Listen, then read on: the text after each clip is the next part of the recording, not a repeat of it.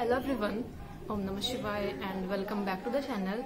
आई hope कि आप सभी ठीक होंगे और अपना भी ध्यान रख रहे होंगे और आप सभी की तैयारी भी चल रही होगी। आपने थोड़ी थोड़ी तैयारी करना स्टार्ट कर दिया होगा।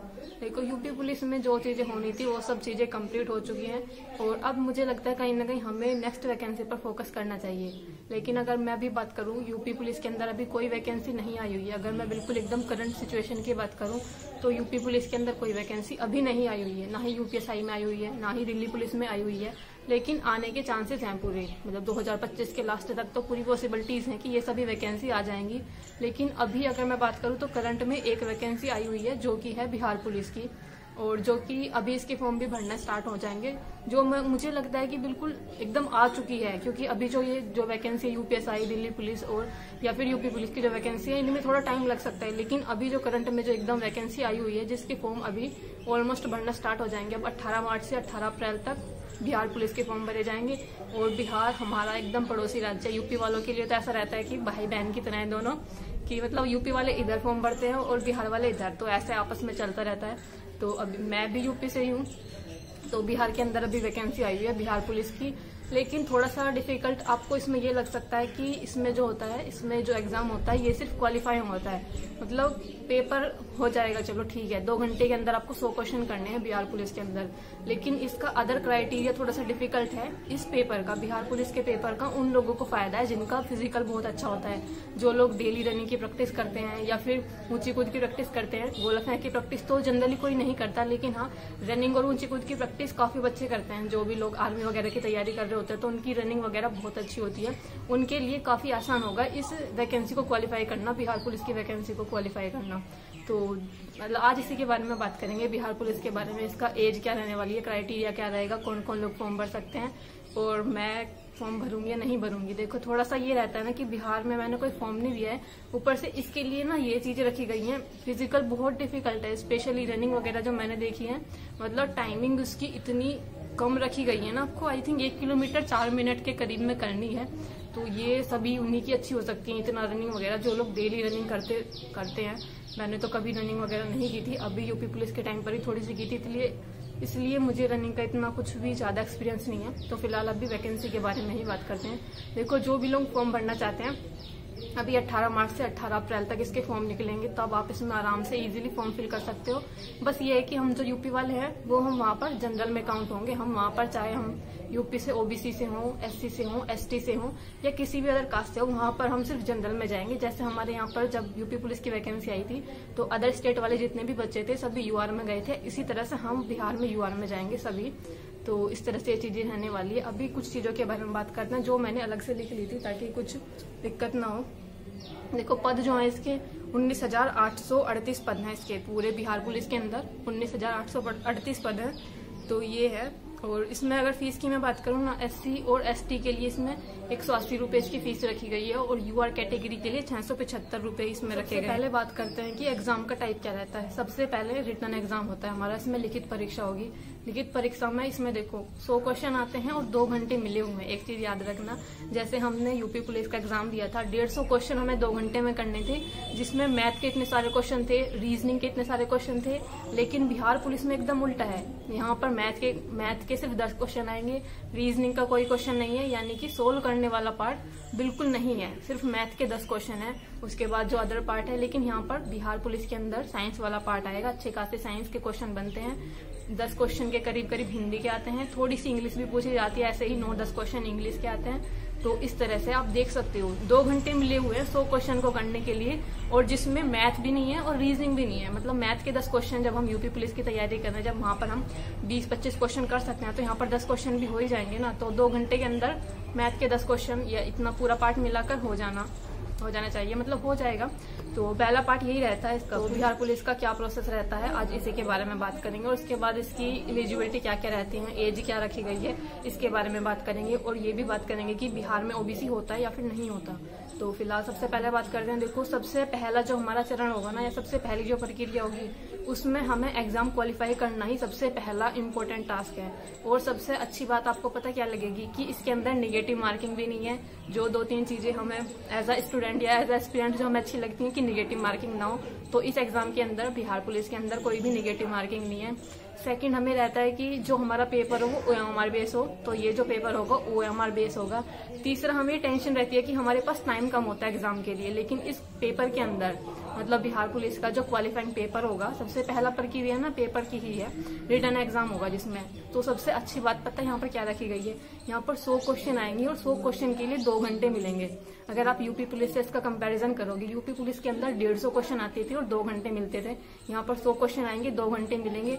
और उसके साथ सोने पे सुहागा वाली देखो बात क्या है यहाँ पर, कि मैथ्स और रीजनिंग वाला पार्ट ज्यादा नहीं रखा गया है, क्योंकि उसको करने में ही टाइम लगता है। अगर आपको टाइम बचाना है तो मैथ और रीजनिंग वाला पार्ट ऐसा होता है। तो यहाँ पर मैथ के सिर्फ 10 ही क्वेश्चन आते हैं। उन लोगों के लिए तो ये बहुत ही अच्छी अपॉर्चुनिटी है जिन्हें मैथ अच्छा नहीं लगता, क्योंकि मैथ और रीजनिंग इक्वल से ही होते हैं, मतलब सेम से ही होते हैं, बहुत ज्यादा डिफरेंस नहीं होता।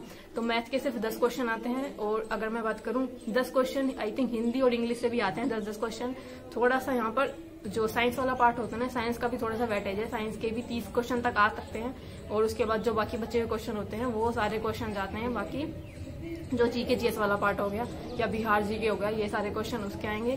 तो ये 2-3 चीजें हैं जो मुझे अच्छी लगी यहाँ पर, जैसे कि पेपर जो है क्वालिफाइंग है और 2 घंटे के अंदर 100 क्वेश्चन है, जो कि इतना बड़ा टास्क नहीं है उनको कंप्लीट कर पाना, ये हो जाएंगे मतलब।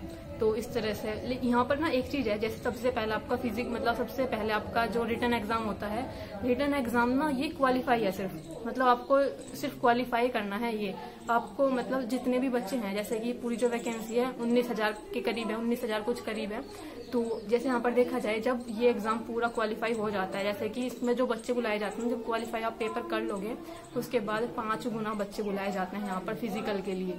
क्योंकि यहाँ पर मेन रोल जो मेरिट बनती है ना, वो यहाँ पर आपके पेपर से नहीं बनेगी कि आपके 100 नंबर में से 100 नंबर के पेपर में से आपके कितने नंबर आए, उससे मेरिट नहीं बनेगी। यहाँ पर मेरिट बनेगी कि आपने फिजिकल में कितना अच्छा परफॉर्मेंस किया है, यानी कि आपने रनिंग में कितने नंबर लेकर आए हो, आप ऊंची कूद में कितने नंबर आए हैं, गोला फेंक में कितने नंबर आए हैं। तो इनका कितना कितना वेटेज रहता है, इसके बारे में अभी बात करेंगे। पहले मैंने आप सभी को चीजें बता दी। सबसे पहले रिटन एग्जाम होगा, रिटन को क्वालिफाई करने के बाद 5 गुना बच्चे बुलाए जाएंगे उसके लिए फिजिकल के लिए, जिसमें रनिंग होगी, ऊंची कूद होगी और गोला फेंक का होगा। ये 3 पार्ट होंगे और ये 3 पार्ट जो होंगे ना 100 नंबर के होंगे, यानी कि 100 नंबर का आपका रिटर्न पेपर है और 100 नंबर का फिजिकल है। लेकिन रिटर्न पेपर से कोई मेरिट नहीं बनेगी उन 100 नंबर से। 100 नंबर जो फिजिकल के होंगे, जो रनिंग वगैरह के होंगे, मेरिट उनसे बनेगी। उसके बाद आपका जो भी डॉक्यूमेंट वेरिफिकेशन वगैरह होगा, फिर मेडिकल वगैरह होगा, वो सब बाद की प्रक्रिया है। ये पहले वाली चीजें मैंने बता दी है और थोड़ा सा मैंने आपको बता दिया कि कितने कितने क्वेश्चन आने के। अब बात करते हैं कि एग्जाम का पैटर्न क्या रहता है। देखो, नेगेटिव मार्किंग नहीं होती, जो कि एक बहुत अच्छी चीज है। टाइम अच्छा खासा मिला है, 100 क्वेश्चन के लिए 2 घंटे मिले हुए हैं। OMR बेस एग्जाम होता है, ये चीज भी हमें ध्यान रखनी है कि। और हाँ, यहाँ पर ना ऐसा नहीं होता, बिहार में होता है कि जैसे आपने OMR का कोई एग्जाम दिया या बिहार पुलिस का जो OMR का जो एग्जाम दोगे ना, आपको इसकी जो बुकलेट सीरीज होती है वो नहीं मिलेगी, वो खुद से ही लेकर रख लेते हैं उसको। तो घर पर आकर आने के बाद मतलब आप उस पेपर का अच्छे से एनालिसिस नहीं कर पाओगे, क्योंकि वो लोग अपनी बुकलेट ले लेते हैं वापस। तो क्वेश्चन की अगर मैं बात करूँ, जीके जीएस के ऑलमोस्ट 40 क्वेश्चन के करीब आते हैं, विज्ञान के अंदर 30, इंग्लिश का भी थोड़ा सा पार्ट आता है, इंग्लिश के 10 क्वेश्चन आप मान सकते हो, हिंदी के 10 क्वेश्चन और गणित के 10 क्वेश्चन। जब हमने यूपी पुलिस का एग्जाम दे रखा है तो गणित के 10 क्वेश्चन तो हो ही जाएंगे। और इंग्लिश का थोड़ा सा होता है कि इंग्लिश हम इतना अच्छे से नहीं पढ़ते, गवर्नमेंट स्कूल में पढ़े हुए हैं तो इंग्लिश कहाँ इतनी पढ़ाई जाती है, लेकिन 10 क्वेश्चन है वो भी मैनेज हो जाएगा, निगेटिव मार्किंग नहीं है। ये सब चीजें रहती हैं। जो सबसे ज्यादा वेटेज है ना वो विज्ञान का यानी कि साइंस का है और जीके जीएस वाले पार्ट का है। तो इन 2 चीजों पर ही ज्यादा मेहनत करने की जरूरत है। और फिलहाल अब बात करते हैं कि फीस क्या रखी गई है एग्जाम की। मतलब जो आप फॉर्म फिल करोगे, जो 18 मार्च से शुरू हो रही है, 18 मार्च से 18 अप्रैल तक, इसके लिए फीस क्या क्या रखी गई है। देखो, SC और ST वालों के लिए तो 180 रुपए है और UR के लिए 675 इसकी फीस है। फीस जो कि मुझे लगता है ठीक है, चलो ज्यादा भी नहीं है, क्योंकि हम देखो यहाँ से आप किसी भी कैटेगरी से हो, मतलब OBC से हो या फिर SC से हो या ST से हो, वहां पर जब आप फॉर्म फिल करोगे वहां के लिए 675 रुपए ही लगेगी सभी की। तो ये सभी चीजें मैंने बता दी हैं। बाकी और अगर मैं योग्यता की बात करूं, देखो जितनी भी यूपी पुलिस की या फिर किसी भी पुलिस की जो वैकेंसी होती है, जो जनरल कांस्टेबल की वैकेंसी होती है, उसके लिए योग्यता 12th पास ही होती है। तो इसके लिए बिहार पुलिस के लिए योग्यता जो रखी गई है वो 12वीं पास रखी गई है। जिन बच्चों ने 12वीं अपनी कंप्लीट कर लिया, उनका रिजल्ट वगैरह आ चुका है, वो लोग इस फॉर्म को फिल कर सकते हैं। और जो जितनी भी SI की वैकेंसी होती है, सब इंस्पेक्टर की जो वैकेंसी होती है वो ग्रेजुएशन लेवल पर होती है, उसके लिए ग्रेजुएशन जरूरी होती है। और जब भी आप फॉर्म फिल करोगे उससे पहले आपका पूरा रिजल्ट कंप्लीट आ जाना चाहिए। जैसे जो इसकी लास्ट डेट होगी ना 19 अप्रैल आया, सॉरी 18 अप्रैल आई थिंक, तो उससे पहले आपका जो 12th का जो रिजल्ट है वो आ जाना चाहिए, तो आप फॉर्म फिल कर सकते हो। तो योग्यता 12वीं पास रखी गई है। और हाइट की एक बार मैं बात कर लेती हूँ, क्योंकि फीमेल्स में ना थोड़ी सी यहाँ पर हाइट ज्यादा रखी गई है बिहार पुलिस में। हमारे जो यूपी पुलिस की जो वैकेंसी थी कांस्टेबल की, इसके लिए जो हाइट थी वो 152 सेंटीमीटर थी, लेकिन यहाँ पर बिहार पुलिस के लिए जो हाइट रखी गई है फीमेल्स की वो 155 सेंटीमीटर रखी गई है, और जो बॉयज की रखी गई है वो 165 सेंटीमीटर रखी गई है। तो जनरली क्या होता है ना कि लड़कियों की हाइट थोड़ा कम से ही होती है, तो मेरी भी आई थिंक 57-58 के करीब ही है। तो हाइट इतनी रखी गई, फीमेल्स की 155 और मेल की 165, यूआर हो चाहे फिर वो ओबीसी से हो। और अगर मैं वेट की बात करूँ ना, थोड़ी सी यहाँ पर गर्ल्स को वेट के लिए भी दिक्कत होने वाली है, क्योंकि वेट यहाँ पर 48 रखा गया है और हमारे यहाँ पर 40 कर पाना भी बड़ा मुश्किल होता है गर्ल्स के लिए। 40 वेट होना, 40 या 42-45 के करीब भी होना थोड़ा सा डिफिकल्ट रहता है। इन्होंने 48 वेट रख रखा है फीमेल्स के लिए, ये चीज भी थोड़ी सी हमें ध्यान रखनी है। तो ये कुछ चीजें थी। और अब एक बार मैं लास्ट आप सभी को बता देती हूँ एज, और बता देती हूँ एक बार। देखो यूआर के लिए 18 से 25 साल एज रखी गई है, जो कि यूपी के अंदर भी यही होती है जनरली। जो यूपी पुलिस की जो वैकेंसी आई थी उसके लिए भी यही थी, लेकिन एज में रिलैक्सेशन हमें मिल गया था क्योंकि वैकेंसी काफी टाइम बाद आई थी। लेकिन जनरली जो यूआर की एज रखी गई है वो 18 से 25 रखी गई है। ईडब्ल्यूएस के लिए 18 से 25 रखी गई है, ईडब्ल्यूएस के लिए भी। एससी और एसटी के लिए 18 से 30 रखी गई है, क्योंकि आपको पता है इनको 5 साल का रिलैक्सेशन मिलता है। तो एससी और एसटी के लिए 18 से 30 है, और ओबीसी के लिए 18 से 28 साल तक के बच्चे इसमें फॉर्म फिल कर सकते हैं। देखो ओबीसी ना, जैसे हमारे यहाँ पर यूपी के अंदर ओबीसी की एक ही कैटेगरी आती है, बिहार के अंदर ओबीसी को भी 2 कैटेगरी में बना रखा है। एक तो मतलब अत्यंत पिछड़ा वर्ग और एक पिछड़ा वर्ग। तो जो वैकेंसी है अत्यंत पिछड़ा वर्ग में वैकेंसी भी थोड़ा सा ज्यादा है, और उनकी थोड़ी सी मतलब एज में तो समानता ही है दोनों के। और उसके बाद अगर मैं बात करूँ, देखो रनिंग, हाँ बात करते हैं। देखो रिटर्न चलो जैसा भी है देखा जाएगा, वो सब चीजें रिटर्न के बाद जो फिजिकल आते हैं ना, फिजिकल ही है इसका मेन। जो भी कुछ है मेरिट आपकी फिजिकल से ही बनेगी कि आपके रनिंग में कितने नंबर है, ऊंची कूद में कितने नंबर है।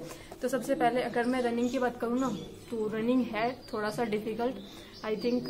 तो रनिंग के लिए आपको 50 नंबर मिलेंगे, मतलब अगर आपने बिल्कुल जो एक्यूरेट इन्होंने टाइम बताया है उतने टाइम के अंदर आपने रनिंग कंप्लीट की तो आपको 50 नंबर मिलेंगे। ऊंची कूद के लिए 25 नंबर रखे गए हैं, और उसके बाद जो गोला फेंक की प्रक्रिया होगी उसके अंदर भी 25 नंबर रखे गए हैं।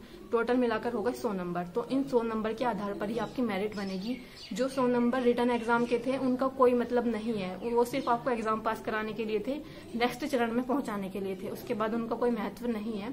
अब जो बारी आएगी जो आपके फिजिकल के नंबर है, 100 नंबर आपकी रनिंग के, 50 नंबर आपकी रनिंग के, 25 नंबर आपकी ऊंची कूद की, और 25 नंबर गोला फेंक की। मेरिट जो बनेगी इन 100 नंबर से बनेगी। और अगर आप रनिंग में फेल हो जाते हो तो आप नेक्स्ट चरण के लिए ही नहीं जा पाओगे। तो इसलिए ये चीजें भी ध्यान रखनी हो। टाइम काफी कम रखा गया, जो कि एक डिफिकल्ट सा प्रोसेस है, इतने कम टाइम के अंदर अपनी रनिंग कंप्लीट कर पाना।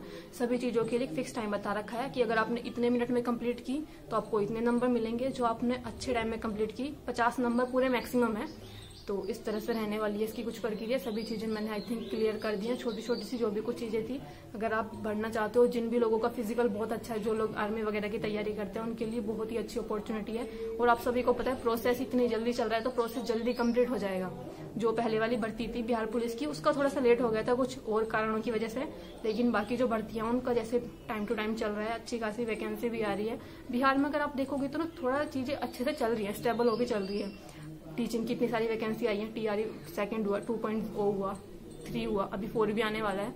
और इसके अंदर अभी जो बात करूँ, इससे पहले बिहार पुलिस की गई थी, दोबारा से बिहार पुलिस की आ चुकी है। तो प्रोसेस इनका चल रहा है, लेकिन यूपी में वैकेंसी नहीं आ पा रही। आप सभी ने देखा क्या चीजें चल रही हैं। और टीचिंग के अंदर तो बिल्कुल भी कोई पॉसिबिलिटीज कहीं से दिख नहीं रही है, कहीं से कोई वैकेंसी आने की। तो देख लो इस बार बिहार पुलिस का एग्जाम अगर कोई देना चाहता है तो, क्योंकि बिहार के बच्चे यहाँ पर बहुत एग्जाम देते हैं, और जो यूपी के बच्चे हैं वो भी बिहार में अच्छे खासे एग्जाम देते हैं। मतलब आपस में ये दोनों स्टेट बहुत ज्यादा आपस में मतलब एक दूसरे के यहाँ पर एग्जाम देते रहते हैं। तो एक बार एग्जाम देकर देखने में कोई प्रॉब्लम नहीं है। सभी चीजें मैंने आई होप कि क्लियर कर दी होंगी। बाकी आपका कोई क्वेश्चन लगे तो प्लीज कमेंट कर देना। मिलते हैं नेक्स्ट वीडियो में, तब तक के लिए bye bye, take care and Radhe Radhe.